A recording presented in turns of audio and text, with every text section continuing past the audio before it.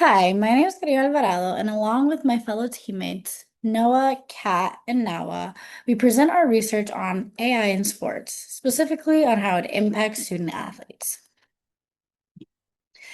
Before jumping right in, we want to explain how our presentation will be structured.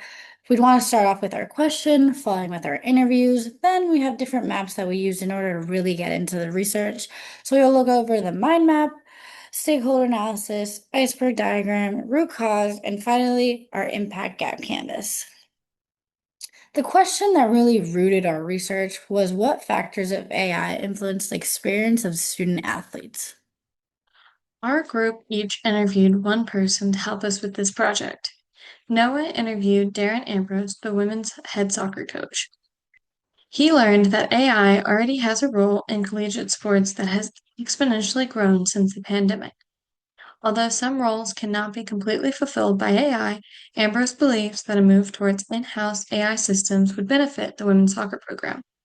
I interviewed Buddy Odell, the director of recruiting strategy and college scouting. He believes that there are too many alternatives in which AI would not be helpful. However, he also believes that the human relationships made while recruiting are more important than anything else. He mainly uses AI to help sort and process the data that he will then use to recruit people. Caro interviews Trace Stentz, the assistant director of competitive sports. She learned that AI provides new tools for training, organization, and communication, but at the end of the day, coaches and administrators will continue to make decisions based on what's best for their teams. Nawa interviewed Jacob Nicely, the assistant athletic director in marketing. AI, she learned that AI is enhancing collegiate athletics through data analysis and personalized training, while human connection remains key in recruiting and decision making. One of the first things that we did as a group was create a mind map. In creating this mind map, we started with our first pitch questions, where we each created a pitch question for the class. Our questions were what factors lead to AI shaping player performance evaluation in collegiate sports? What factors lead to AI transforming the fan experience in college athletics for better or for worse? What factors lead to AI reshaping the way club sports are organized, managed, and experienced? And what accounts for the current state of AI in terms of college recruitment? After we had these four questions, we looked to see what similarities each question had. The similarities we saw were how students experience college sports, streamlining recruitment and athletics operations with AI, and AI in recruitment process of potential athletes.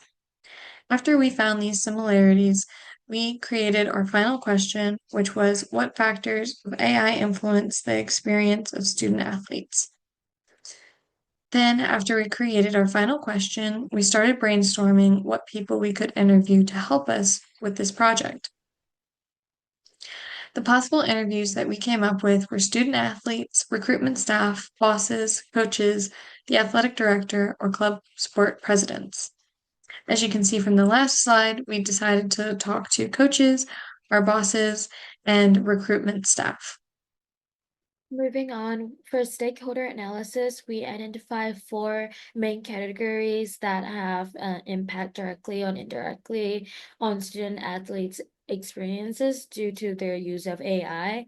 So we have higher education institutions, and we have employees, professors, academic advisors, teaching assistants, who are under that categories that might have used AI tools to monitor academic progress, provide tutoring support, and balance athletes with academic.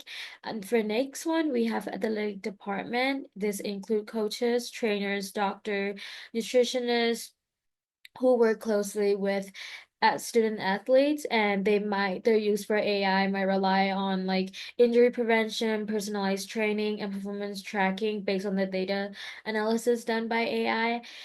We have community, which include family, friends, alumni, and teammates, and are affected by how AI-driven recruitment, scheduling, and fan engagement shape the student athletes' experiences. And last but not least, we have post-college pathways.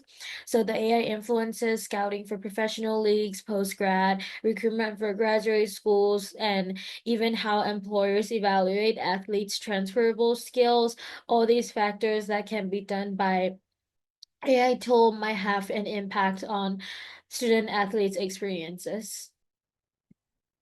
In addition to stakeholder analysis, which we mainly use for Who to interviews, we also created root causes diagram, also known as fishbone diagram.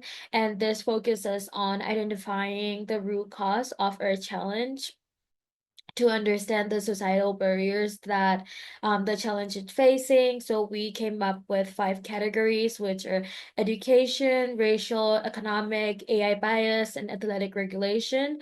So education include like student athletes facing disparities in scholarship and academic support, which AI could either help like close or unintentionally widen the gap.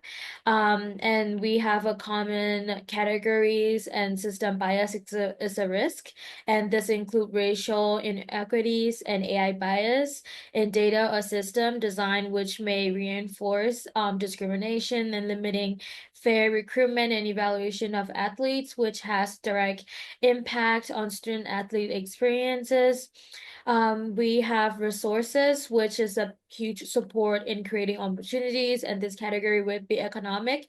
And the barriers include such as funding for programs, equipment, and community, which are all the factors that heavily shape how student athletes experience college support and also like benefit from AI driven tools. And last but not least, we have essential thing, which is regulation and athletic regulations to be specific. So without clear athletic regulations, AI could create unfair advantages between school sports program, and this have a big impact on student athlete experiences. And now we'll look at the iceberg model. It helps us understand the many layers on how AI impacts student athletes.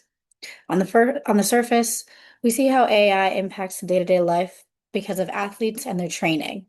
We can see their stats, how they're impacted, and how the way that their exercises really impact their body. And on a deeper level, we can see how AI impacts them by their mental health, by also promoting toughness and making sure they're staying in line with all their training. In early successes, we can see how AI is proven useful by stats and video analysis, giving athletes and coaches detailed insights to improve performance.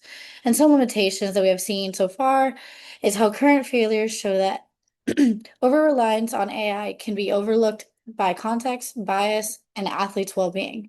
This also reminds us that AI should just be a support, not a replacement, and always trust human judgment.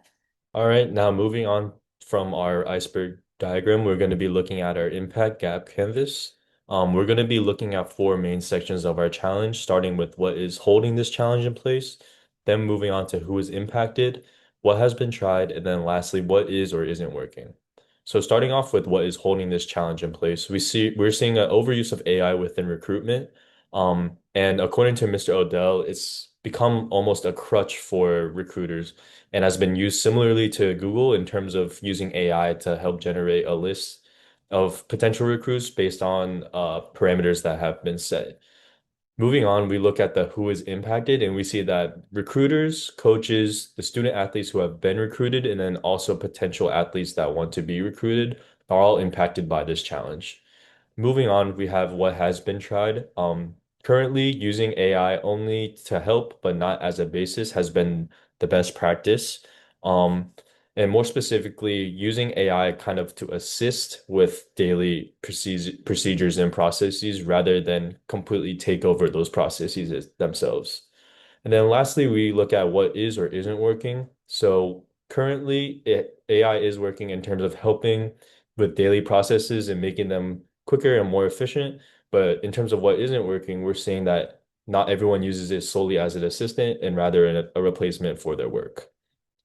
All right. Thank you for taking the time to watch our presentation.